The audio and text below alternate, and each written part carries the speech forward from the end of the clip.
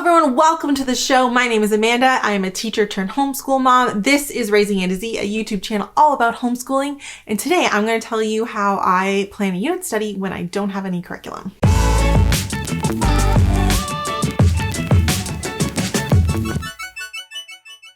So last week I went over how I planned a unit study when I have curriculum to go off of. When I have a unit study from Teachers Pay Teachers or a principal of some kind, I have that. How do I actually plan my unit study? I did that last week. But then the bigger question that I get more frequently is, how do you plan a unit study when you don't have any curriculum? This is a very interesting question. So sometimes your kids are going to ask for a topic that is not as popular as you might think. Some topics are super common and super popular. Ancient Egypt would be a great example of that. There are literally hundreds and thousands of unit studies you can find out there on ancient Egypt. They are all relatively great. They're all going to have different things, but they're going to cover relatively the same thing. You are going to find them fitting multiple grade levels. Ancient Egypt for kindergarteners. You can find Ancient Egypt for middle schoolers and for high schoolers. You can find Ancient Egypt to kind of cover the span of whatever age bracket you're looking for. And you can find it at almost every price point. Like, I found Ancient Egypt curriculum that was free all the way up to like $20 or $30 a kid. Depending on your budget, what you want to spend, you can find Ancient Egypt unit studies. There's so many out there. But then sometimes your kids ask to learn about something and there's just not that many options out there. A great example would be when Alexi asked to learn about fashion. Next month. That's what she wants to learn about. And what she wants to learn about when it comes to fashion is just not something I'm finding a ton of curriculum on, or the few things I have found are a little bit out of my budget. So I'm going to build a unit study that kind of covers what she's interested in and what she wants to see and what she wants to learn about. Zoe's coming along for the ride, obviously. But this was something specifically asked for by Alexi. And so I'm going to show you how I build a unit study when I don't have any framework and I don't have any curriculum to work off of. What do? Number one, I'm going to start by looking at my month and figuring out how many days I need unit study stuff for. This is something very similar to what I did in my last video when I was talking about breaking it down. You need to know how many days you have to work with when it comes to doing your unit study, because you don't want to over plan and have stuff that you feel like you're rushing through, and you don't want to underplan and be like, I don't have enough. So I like to look at my month and figure out how many days I have that I can devote to unit studies when it comes to my topic. For example, Tuesdays we don't do unit studies because we have a morning gymnastics class. So we just do our morning basket, math, and language arts, and then we're out. Once a month we have science program on Monday. We don't do any schoolwork on that Monday because we basically get up and then go spend the full day learning at the science center. So there are sometimes days that we just don't have unit study days. And then there are some days where I technically do a unit study, but I'm not looking to do like an activity, like a paper activity. So for example, on Fridays, I try to keep Fridays and have some kind of activity on Fridays that is more my hands-on activity day for the unit. So really, I'm trying to figure out how many days I need activities, how many days do I need to have kind of like a lesson or a reading or something that needs to be a little bit more structured, and then I work from there. On average, for me, it works out to be between 10 and 12 unit study lessons a month, with anywhere from 1 to 4 activities, depending on how I'm going to break them down. So I figured out how many days I need, how many days I have to work with, and then I can start kind of building from there. I kind of try to pick like 3 to 4 big ideas that I want to cover over the span of the month. Sometimes it's dictated by what you're trying to cover, by your topic. So for example, if you wanted to, I'm just using this off the top of my head. If you wanted to do like the human body and do like anatomy, while there is tons of anatomy curriculum out there, let's just say hypothetically, because it works. You wanted to build your own unit study on human anatomy, you would kind of break that down into the different systems. So you might have a skeletal system, the muscle system, the digestive system, the nervous system. And so you might end up with 5 or 6, and then you can break those down over your 10 days. Let's use that. That would make sense. Sometimes you have to be a little more creative. So for example, in our fashion unit that I'm putting together for next month, I've got 4 big topics. I'm going to try to hit like 1 topic per week.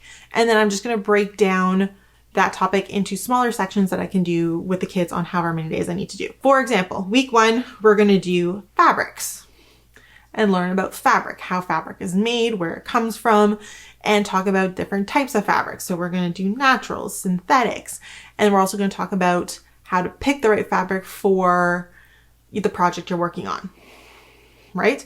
So that's week 1. Week 2 is going to be the names of clothing. So I've gone onto Pinterest and you can find on Pinterest anything you're ever looking for. So I found some graphics and basically like mini posters that have the names of different clothing. For example, there's one that has like the different names of dresses depending on their hem length.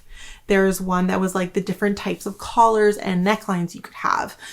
There was another one on different types of sleeves and the names of different kinds of sleeves. And so I'm going to print those off, and that'll kind of be like what we study that week. Just every day picking different types of clothing and like learning the different names and what they're called, so that we can eventually like understand necklines and hemlines and all of those things. So when we go to sew and pick clothing and pick patterns and make patterns, we know what we're talking about. Week 3, we're going to be doing some work on designing.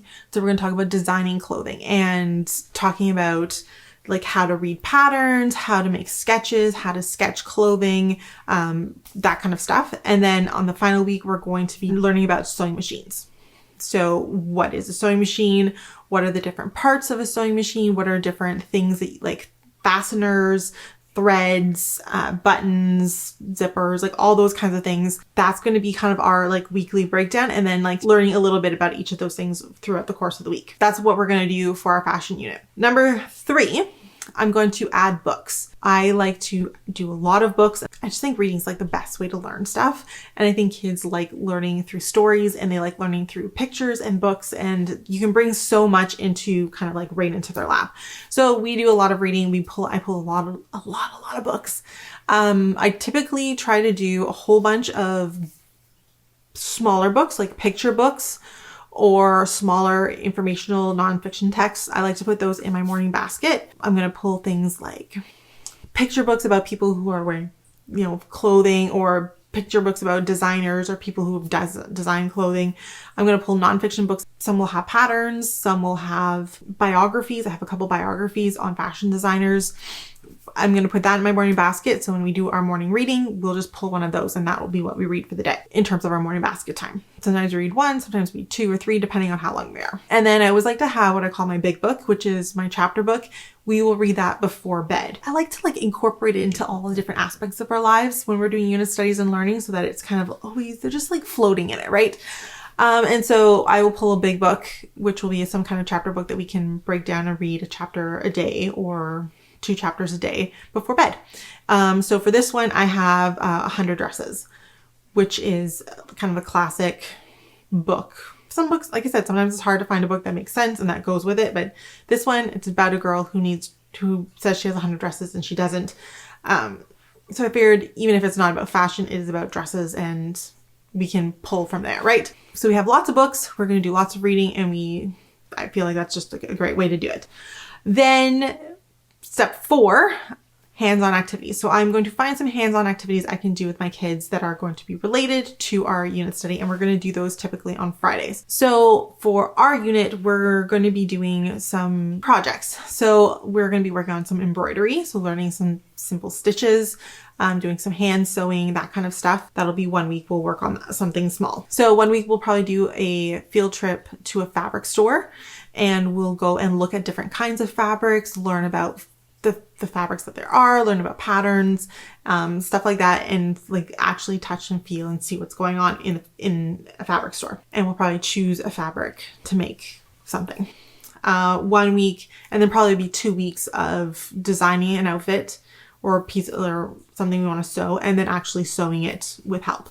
So those are going to be like our hands-on activities, and it's going to fit in with our fashion unit, and it's going to be a lot of fun. And then from there, bonus, I always consider this bonus, is if I can find movies that are related to fashion or related to the topic that we're doing. If I can pull at least 1 or 2 movies a month that are going to be related, it just connects the dots so well for them. So I'm going to see what I can find.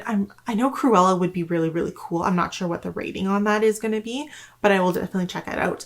And if we can, we'll watch some really cool movies on movie nights, on family movie nights. And that's pretty much it. That's how I build a unit when I don't have any curriculum. Figure out how many days I have, break it down into weeks or topics I want to cover, get some books, get some activities, and get some movies. And that's it.